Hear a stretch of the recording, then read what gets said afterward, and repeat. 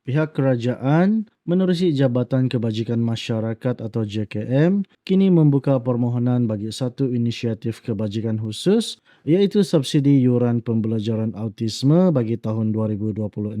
Program sokongan ini menyediakan dana bantuan dalam bentuk insentif tunai bernilai RM1.000 yang diberikan secara sekali bayar atau one-off kepada ibu bapa serta penjaga yang berkelayakan. Makluman mengenai pembukaan skim bantuan ini amat penting untuk diberikan perhatian segera oleh penonton sekarang, terutamanya bagi keluarga yang mempunyai anak autisme, bagi membolehkan anda membuat persediaan dokumen sebelum tarikh akhir sistem ditutup. Langkah intervensi kewangan ini bertujuan untuk membantu meringankan beban kos sara hidup selain memastikan golongan anak autisme mendapat akses program pembelajaran serta terapi yang berkualiti tinggi. Sila ambil perhatian bahawa jumlah peruntukan tunai ini ditetapkan berpandukan kadar pengiraan bagi setiap orang anak dan bukannya berdasarkan jumlah sebuah keluarga. Ketetapan ini bermaksud sekiranya sesebuah isi rumah mempunyai lebih daripada seorang anak autisme yang menepati syarat,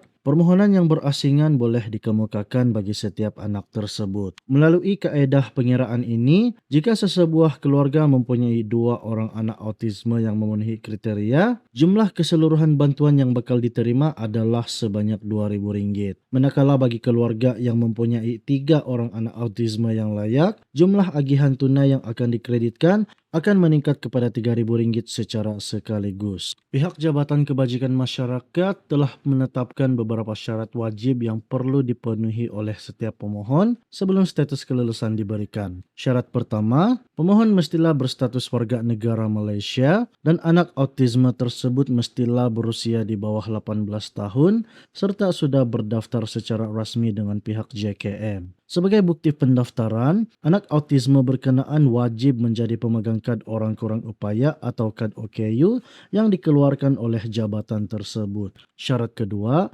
pendapatan per kapita bagi sesebuah isi rumah mestilah tidak melebihi had maksimum sebanyak RM5.000 sebulan. Selain itu, anak autisme tersebut mestilah sedang mengikut program pembelajaran atau terapi di pusat pembelajaran yang bertauliah seperti Pusat Pembelajaran Autisme atau PUSPA ataupun mana-mana pusat yang menyediakan program intervensi awal atau EIP. Untuk memastikan urusan penilaian berjalan lancar, ibu bapa atau penjaga perlu menyediakan beberapa dokumen sokongan yang lengkap dan sah. Dokumen yang diperlukan meliputi salinan kad pengenalan ibu bapa atau penjaga serta salinan MyKid, sijil kelahiran atau sijil anak angkat yang sah bagi kanak-kanak autisme terbabit. Pemohon juga wajib melampirkan salinan kad OKU anak bersama-sama salinan resit bayaran yuran atau surat pengesahan pendaftaran yang membuktikan anak sedang mengikuti program di PUSPA. Bagi penilaian pendapatan, anda perlu menyertakan salinan penyata gaji bulanan atau surat pengesahan pendapatan yang disahkan oleh majikan, kota kampung, penghulu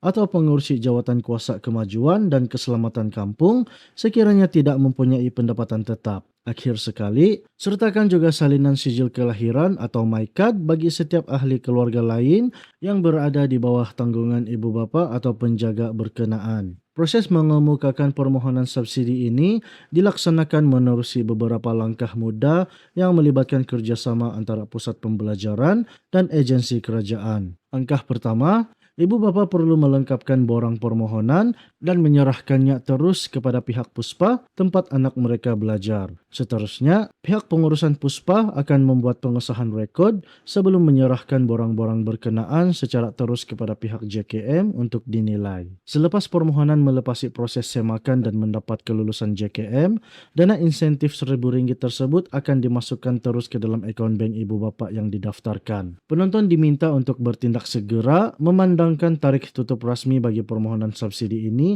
telah ditetapkan pada 15 Julai tahun 2026.